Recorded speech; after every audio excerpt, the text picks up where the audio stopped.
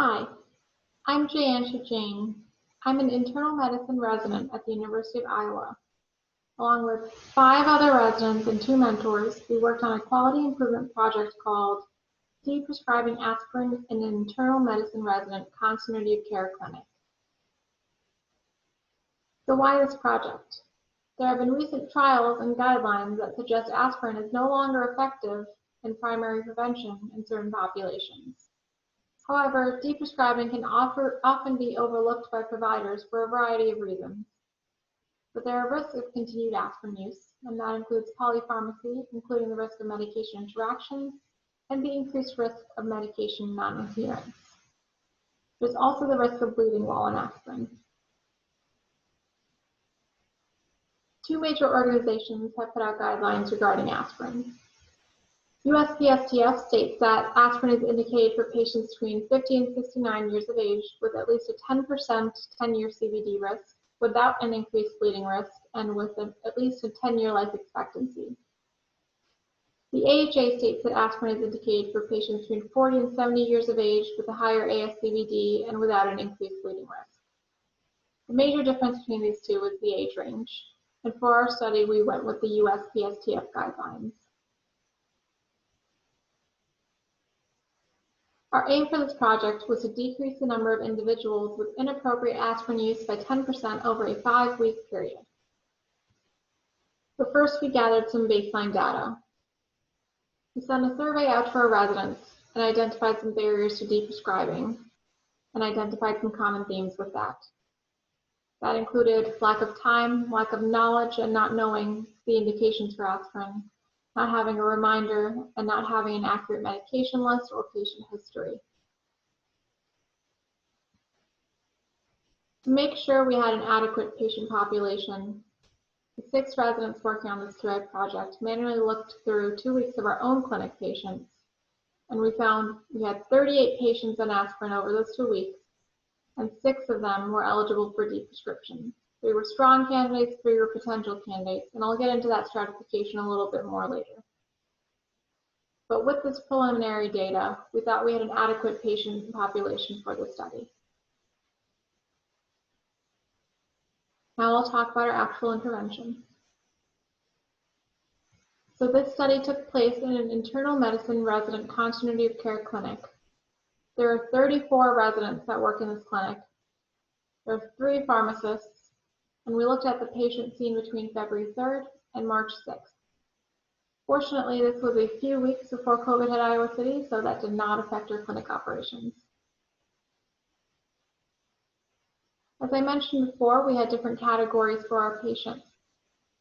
So if they met the indication for aspirin, they were not a candidate for deprescription. If there was a lack of aspirin indication, then they were a strong deprescription candidate. If they met the indication for aspirin but had a major bleeding event, then they were a potential deprescription candidate. Our actual intervention was a multifaceted and multidisciplinary process. Our first step was a manual chart review of all patients being seen in clinic and subsequent stratification into those 3 different categories: not a candidate, strong candidate, or potential candidate for deprescription. Secondly, we emailed an informational sheet out to our residents to make sure they are up to date on the most recent aspirin guidelines. We denoted the patients who were eligible for aspirin deprescription clearly on our clinic schedule so it was visible to everybody. At the appointment, the pharmacist went in and discussed with the patient their aspirin use, why they were on it, and any side effects. After that, there was a shared decision-making process between the patient, pharmacist, and provider to decide if aspirin deprescription was right for them. And here's what we found. So over those 5 weeks, there were 142 patients on aspirin. 23, or about 16%, were strong candidates for deprescription, and 16, or about 11%, were potential candidates for deprescription.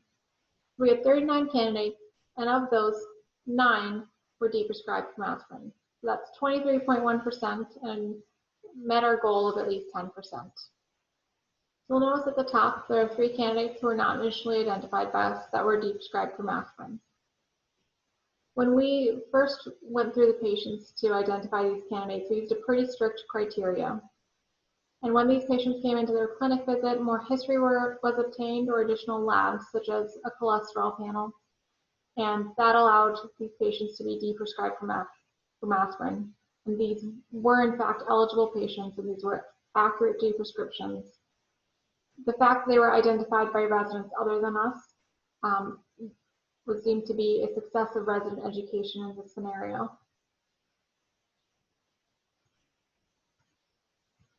At 30-day follow-up, none of those 12 who had aspirin deprescribed had a stroke or heart attack.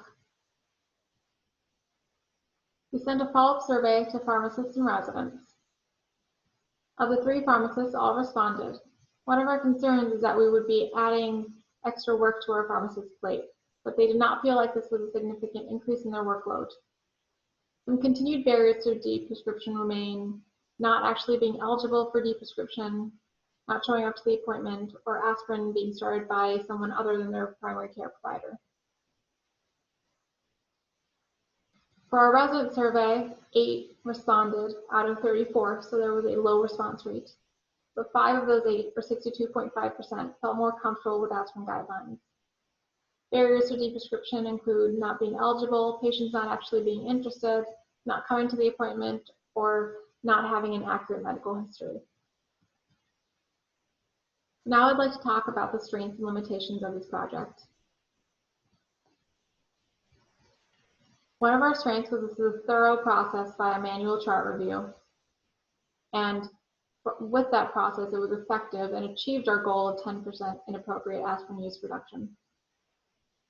The interdisciplinary collaboration with the pharmacists was a strength in that we were able to draw from the pharmacist's knowledge base and reduce some of the resident burden. We felt that we succeeded in resident education, given those additional deprescriptions and our resident survey results.